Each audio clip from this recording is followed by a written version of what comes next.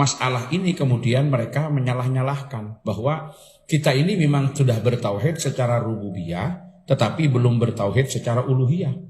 Karena ketika ditanya Tuhanmu siapa? Allah. Alastu birabbikum? Bala. Qalu bala syahidna. Ketika ditanya Tuhanmu siapa? Jawabannya pasti Allah. Tetapi kita baru benar secara rububiyah. Tidak benar kata mereka secara uluhiyah. Kenapa? Karena di samping Allah kita masih menjadikan yang lain sebagai sesembahan. Ini tudingan mereka. Dengan apa? Dengan tawassul. Berarti dengan tawassul itu kita masih menjadikan sesembahan selain Allah, yaitu mutawassal bih. Padahal kita tidak pernah menganggap mutawassal bih itu sebagai sesembahan selain Allah. Tidak pernah. Jadi ketika kita bertawassul itu karena memang melaksanakan perintah Allah dan perintah Rasulullah. Ya ayyuhalladzina amanu taqullaha wabtaghu ilaihil wasilah.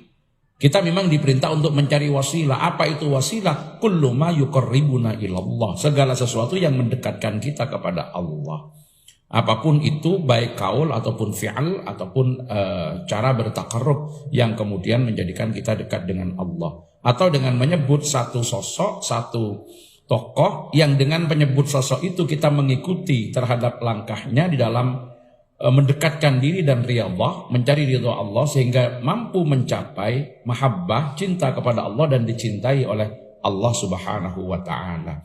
Nah, di dalam bertawassul kita tidak pernah menjadikan mutawassal bih sesembahan, tetapi mereka menganggap tawassul itu adalah menjadikan perantara dan perantara itu dianggap sebagai sesembahan selain Allah. Disitulah kemudian mereka mensyirikkan kepada kita. Kenapa? Kalau kita lihat secara umum, mereka itu menilai kita dengan cara pandang mereka dan tidak mau mengerti argumen kita.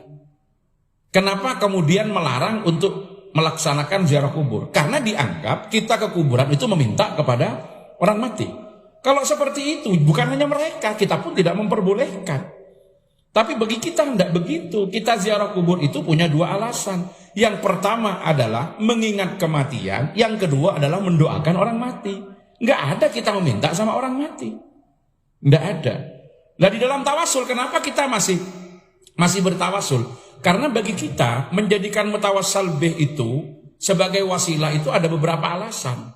Yang pertama, sebetulnya doa tidak menjadi tergantung dengan adanya tawassul. Urusan diterima atau tidaknya doa itu adalah kewenangan Allah, hak Allah.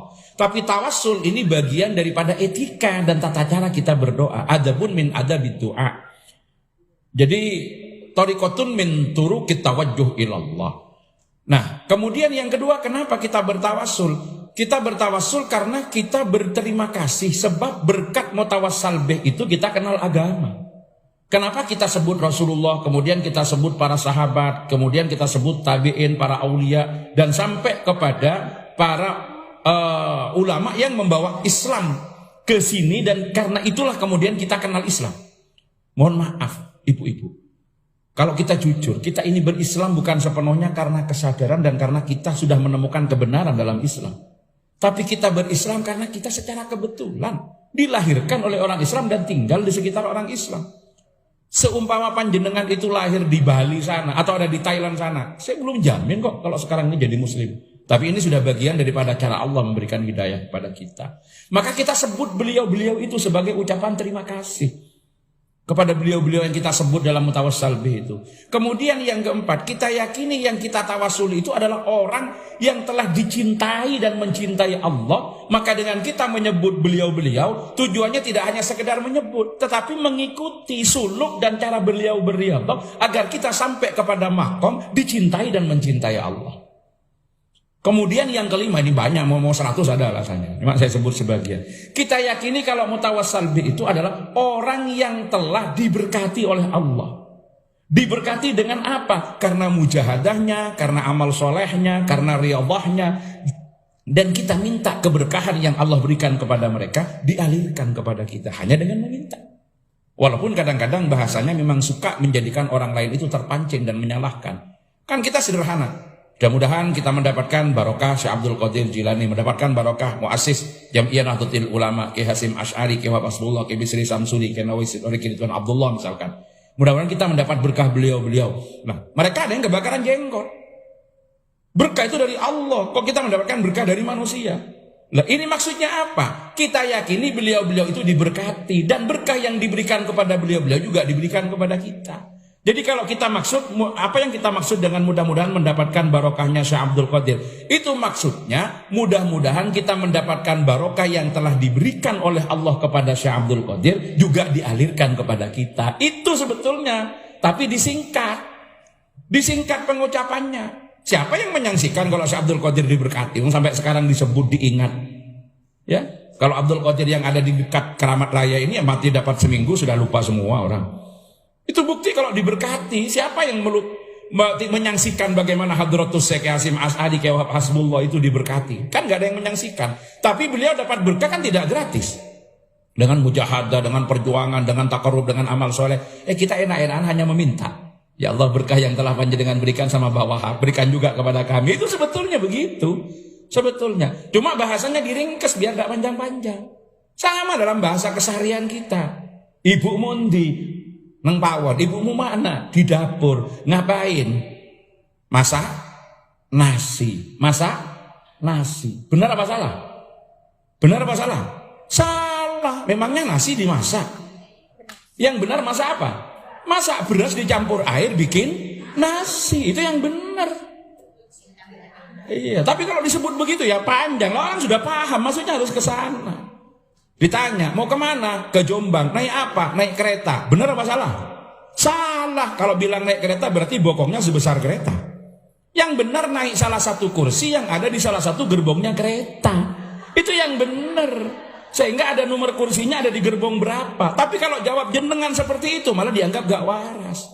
Itu katanya orang belajar balaghah, namanya majas mursal. Di situ alakonya apa? Disebut dengan min itlaqil juz wa iradatil kul atau min itlaqil kul wa iradatil juz.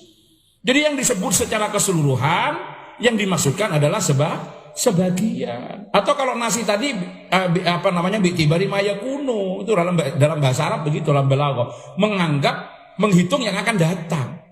Yang sekarang belum. Seperti itu. Mana ibumu? Godhok wedang kalau katanya orang Jawa. Ya salah. Bukan godhok wedang, yang benar godhok apa? Masak air. Masak air nanti dikasih kopi campur gula buat wedang. Buat kopi begitu. Tapi kan diringkes. Nah, itu yang kemudian menjadi apa namanya pandangan di dalam Ahlus Sunnah wal Jamaah, di dalam kita. Nah, mereka memandang kita dengan cara pandang mereka. Jadi ketika kita bertawasul dengan menyebut nama-nama itu, dianggap kita sudah membuat sesembahan selain Allah. Memang ini kadang-kadang mereka bermain-main di balik kata-kata dan kita sering kalah isu loh. Allah itu dekat. Ngapain kita masih pakai perantara? No tawasul. Selesai. Jadi mereka bisa bikin begitu. Dan ini kadang-kadang lebih menarik sama anak-anak muda yang nggak paham. Katanya Allah dekat. Kenapa kita masih bikin jarak? Berarti kita dong yang membuat jarak. Nah, sudah selesai. Padahal kan maksudnya tidak begitu. Saya pernah ada orang punya problem kayak gitu. Kenapa kamu tidak mau bertawasul? Karena tawasul itu adalah berdoa tidak langsung. Saya sampaikan, kamu salah. Tawasul itu bukan berdoa tidak langsung. Tapi tawasul itu tidak langsung berdoa. Jadi bukan berdoa tidak langsung. Tapi tidak langsung berdoa. Kalau sampean sekarang ingin lulus ujian, kebetulan dia mau ujian, kemudian sampean langsung angkat tangan. Ya Allah, luluskanlah dalam ujian ini, berikan saya kemudahan dan keberkahan. Itu sampean langsung berdoa. Makanya sampean tidak tawasul. Kalau sampean tawasul gimana? Sampean wudu dulu. Setelah itu sholat. Karena ada hadisnya. Kalau ada gitu senang dia ada hadisnya. Maka lillahi hajatun falyusbihil wudu wal yusalli rakaatain. Siapa yang punya hajat kepada Allah, sempurnakan wudu dan sholatlah 2 rakaat. Setelah itu sampean baca yasin, sampean baca sholawat dan sebagainya. Baru angkat tangan. Ya Allah, berkah doa, berkah wudu, berkah yasin, berkah sholawat. Kabulkanlah permohonan saya. Lah ada etikanya. Sampean itu kalau minta uang sama orang tua, mosok langsung begitu. Kalau caranya baik kan datang, bapak capek ya dipijeti dulu, disayangi dulu baru ngomong ya. Iku koyoke waktu ini ganti gitu loh. Cok langsung ujuk-ujuk suaminya datang, wah ini beli ini, besok beli ini, bisa mangkel juga. Walaupun tidak mengatakan bahwa Tuhan seperti itu, tidak. Tapi kan etika kita, etika orang meminta gitu loh. Jadi meminta ini hak kita, tapi ibadah adalah kewajiban kita. Iya karena butuh, iya karena nasta'in. Maka sebelum minta ya ibadah dulu, baru mohon gitu loh. Ini etika. Persoalan etika. Nah, mereka itu menganggap seperti itu. Jadi Wahabi itu dengan tauhid rububiyah dianggap kita masih belum uluhiyah, karena dianggap ada sesembahan selain Allah. Tapi mereka memandang kita dengan cara mereka. Termasuk ketika kita memanggil misalkan ya Rasulullah, dipanggil dengan nida yang memposisikan Rasulullah masih hidup, itu tidak salah. Ini sudah meninggal, Rasulullah sudah mati, tidak usah dipanggil-panggil, mati ya mati begitu. Tapi bagi kita dengan beberapa hadis yang kita yakini tidak seperti itu. Maka menganggap bahwa kita manggil-manggil dengan bersolawat yang ada nidanya, memanggil Rasulullah. Kalau Allahumma sholli ala Muhammad, oke, mereka terima. Tapi kalau ya Rasulullah, ya Habiballah, ji'naka liziarah qasidin nartaji minka syafa'ah inda rabbin, mereka tidak mau yang gitu-gitu. Kalau Allahumma sholli ala Muhammad, selesai. Kan tidak memposisikan Rasulullah seakan-akan sebagai nida. Padahal maksudnya kita juga majasi, kita tidak meminta kepada Rasulullah, tidak. Nah, ini di zaman Sayyidina Umar ada sahabat yang kemudian datang ke makam Rasulullah pada saat terjadi paceklik, langsung menyampaikan, ya Rasulullah istasqi li ummatika fa innahum qad halaku. Ya Rasul, berikanlah hujan, mintakan hujan untuk umat panjenengan karena mereka sekarang ini sudah dalam keadaan paceklik.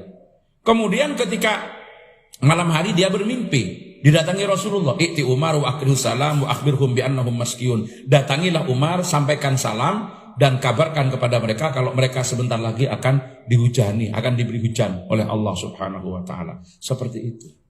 Itulah hakikat-hakikat tawasul, dan mereka memandang seperti itu karena pandangannya tekstualis. Jadi memandang kita ini dengan amaliyah kita dipandang dengan cara dan sudut pandang mereka. Ya kalau orang datang ke kuburan minta ke kuburan, siapa yang mengatakan tidak salah? Kita juga mengatakan salah kok. Dan kita kan tidak seperti itu. Kita tidak seperti itu. Kita bertawasul juga tidak seperti itu. Nah, gerakan-gerakan mereka itu biasanya bersembunyi di balik apa? Kata pemurnian. Jadi pemurnian daripada kesyirikan, daripada kesesatan dan lain sebagainya hanya murni. Jadi yang mereka pahami idza sa'alta fas'alillah wa idza sta'anta fasta'in billah. Kalau kamu minta, mintalah kepada Allah. Kalau minta tolonglah kepada Allah. Berarti minta tolong kepada selain Allah tidak boleh. Nah, kita gak langsung seperti itu. Hakikatnya semuanya minta tolong kepada Allah. Tapi kan ada perantara. Kalau kita mau masuk rumah kemudian tidak ada kuncinya, kan kita juga bisa bertawasul dengan tukang jaga agar supaya kuncinya dibukakan. Kalau misalkan kita mau naik ke lantai 8 ternyata kita tidak mencet sendiri, kan juga kita minta tolong sama petugas lift agar diantarkan. Kenapa tidak boleh? Oh, ini kan persoalan-persoalan yang ada, tapi persoalan-persoalan ibadah yang sama sebetulnya. Kita hanya menghadirkan dengan harapan, dengan kecintaan yang kita hadirkan itu kepada Allah, kita akan katut di situ. Makanya seperti ya Rabbi bil Mustafa, mereka tidak mau. Kalau doa langsung kepada Allah, bukan ya Allah melalui Rasulullah, tidak ada begitu. Bali maqasidana, mereka tidak mau. Itu salah satu ciri, dan banyak hal lain yang berbeda antara mereka dengan kita, dengan Ahlus Sunnah wal Jamaah. Di antaranya adalah tidak bisa berprinsip pada al jamaah, sehingga seringkali di antara mereka itu jatuh saling menyesatkan dan saling mengkafirkan.